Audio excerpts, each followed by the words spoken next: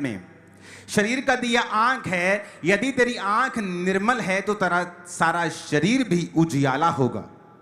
यदि तेरी आंख बुरी है तो तेरा सारा शरीर भी अंधियारा होगा। इस कारण वह उजियाला जो तुझ में है यदि अंधकार हो तो वो अंधकार कैसा बड़ा होगा। एक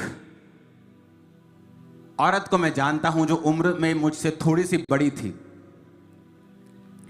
जब हम मसीह में आए तो वो भी एक लड़की थी और मैं भी एक लड़का था, तब परमेश्वर में आए। मैं आपको बताता हूं कितना सीरियस है आंखों को कंट्रोल में ना करना, वेरी सीरियस।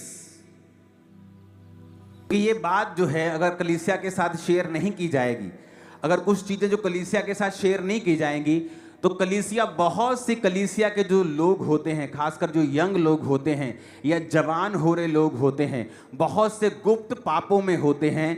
सामने से प्रार्थना कर रहे होते हैं, चर्च अटेंड कर रहे होते हैं, वो फास्टिंग कर रहे होते हैं, लेकिन तब भी परमेश्वर का आत्मा उनकी जिंदगी में काम नहीं कर रहा होता और लोगों को ऐसा लगता है कि नहीं, मसीह में आने का फायदा नहीं हुआ इनको। लेकिन इसीलिए दाऊद क्या कहता है, मेरे गुप्त पापों से तू मुझे पवित्र कर और मुझे डिठाई के पापों से तू बचा। तो गुप्त पाप जो होते हैं उन्हें लोग नहीं जानते, उन्हें लोग नहीं जानते, उन्हें आपकी फैमिलीज नहीं जानती। वो गुप्त पाप आप उन्हें जानते हैं। और दाऊद ने स्पेशल कहा, उसने कहा मेरे गुप्त पापों से तू मुझे बचा के रख, मुझे पवित्र कर, मुझे छुड़ा मेरे गुप्त पापों से। आंख आपकी लाइफ में आशीष लेके आ सकती है, आंख आपकी लाइफ में श्राप लेके आ सकती है। एक दिन मैं उस औरत के लिए प्रार्थना कर रहा था क्योंकि उसकी लाइफ में ना एक कर्ज काम कर रहा है। तो मैं बड़ा अंदर से कई बार जब पुराने लोगों के बारे में सोचता हूं तो मैं कई बार उनके लिए प्रार्थना करने लगता हूं कि परमेश्वर उनके लाइफ में ये कर्ज क्यों है, अभी तक ये बीमारी क्यों है, ये चीजें उनकी लाइफ में क्यों काम कर रही हैं। तो कई बार मैं प्रार्थना करता हूं। एक दिन मैं प्रार्थना कर रहा हूं और परमेश्वर ने मुझे एक कन्फेशन याद करवाया।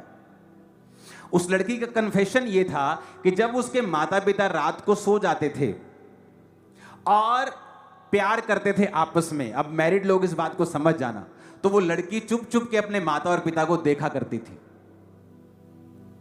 उनके माता और पिता को पता नहीं था कि हमारी लड़की हमें इस नंगी हालत में देखती है, लेकिन उनको मालूम नहीं था। पर वो छोटी लड़की थी, 10-12 साल, 15 साल, 11-13 साल ऐसी उम्र थी उसकी, और वो अपने माता पिता को देखती थी। जब वो बड़ी हुई उसको नहीं मालूम ये पाप है, अभी वो मसीह में नहीं है, लेकिन परमेश्वर में आने के बाद भी मैंने देखा उस चीज ने उसकी लाइफ को इफेक्ट किया। जबकि मसीह में आने के बाद आपके कर्सेस खत्म हो जाते हैं, लेकिन अगर आपको पता हो कि मैंने ये पाप किया है और मैंने खुदाबंद से माफी मांगनी है, और दूसरा फिर आप दोबारा से उन आंखों की अभिलाषाओं के अनुसार ना चले। तो मैंने क्या नोटिस किया कि कुछ लोग मसीह में थे, प्रार्थना भी कर रहे थे, फास्टिंग भी कर रहे थे, लेकिन जो पाप बचपन से उनके साथ था, बचपन से उनको तंग कर रहा था, अब परमेश्वर में आने के बाद भी वो आंखों की जो अभिलाषा है वो खत्म नहीं हुई। पहले बाप को देखा करती थी, अब वो लड़कों को देखा करती है। चाहे उनके साथ गलत नहीं है, लेकिन आंखों की अभिलाषा, आंखों का व्यभिचार, ये आपकी लाइफ में एक बड़ा अंधेरा और बड़ा श्राप खड़ा कर सकता है, और आपकी लाइफ में बड़ा क्वेश्चन मार्क खड़ा कर सकता है कि आप क्रिश्चियन हैं फिर भी आपकी लाइफ में ये चीजें क्यों। नीति वचन 27 उसकी 20 में लिखा है, अधोलोक और विनाश लोक वैसे ही मनुष्य की आंखें हैं जो तृप्त नहीं होती।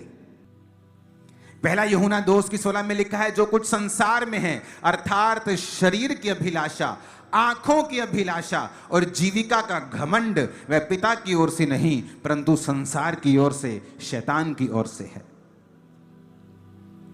अगर आपकी आंख आपके काबू में नहीं है, आपका शरीर आपके काबू में नहीं हो सकता। जीसस ने कहा, यदि तेरी आंख निर्मल है तेरा शरीर उजियाला है, यदि तेरी आंख बुरी है तो वो अंधकार जो तेरे जीवन में होगा, सोच कितना बड़ा होगा। जरूरी नहीं आप व्यभिचार करें तो व्यभिचार है। यीशु मसीह ने कहा, अगर तूने किसी को कुदृष्टि से देखा, गंदी आंख से देखा और अपने मन में उसके प्रति विचार को लेके आया तो तू व्यभिचार कर बैठा है। आज बहुत से लोगों की लाइफ में अड़चन व्यभिचार है। उनकी लाइफ में हीलिंग क्यों नहीं हो रही, अगले लेवल पे वो क्यों नहीं जा रहे, व्यभिचार के कारण। आज उनकी जिंदगी में फलाना काम क्यों नहीं हो रहा, व्यभिचार के कारण। और परमेश्वर ने क्या कहा, यदि तेरी आंख बुरी है तो शरीर भी अंधियारा होगा। अय्यूब 31 उसकी 1 आयत में लिखा, मैंने अपनी आंखों के साथ वाचा बांधी है कि मैं किसी कुंवारी पर उसे कैसे लगाऊं। अय्यूब जो महान आदमी था, हम कई बार ये नहीं देखते कि महान कैसे बना, हम कई बार सिर्फ देखते हैं महान बना, लेकिन उसके पीछे के कारण नहीं देखते। अय्यूब तो ये भी कहता है कि विधवा मेरे कारण, आनंद के कारण गाती है, क्योंकि वो विधवाओं को ब्लेस करता था। अनाथों का मैं सहायक रहा हूं, अनाथों को वो ब्लेस करता था। उसने कहा जो परदेशी हैं, मैंने जानबूझ के अपने बंदों को भेजकर उनका हाल पूछवा लिया। जबरदस्ती हाल पूछ लेते परदेशियों का, परदेशी आके दुहाई नहीं देते थे, उनसे पहले ही वो परदेशियों के पास चला जाता था। और आज लोग इंटरनेट के ऊपर परदेशियों के खिलाफ नफरत फैलाते हैं। यहां कोई यूपी से काम कर रहा हो, आपके मन में उसके प्रति नफरत पैदा हो जाए, आज इंटरनेट पे ये चलता है। क्यों? ये सब वचन के खिलाफ है। अय्यूब कहता मैं इसलिए महान हूं।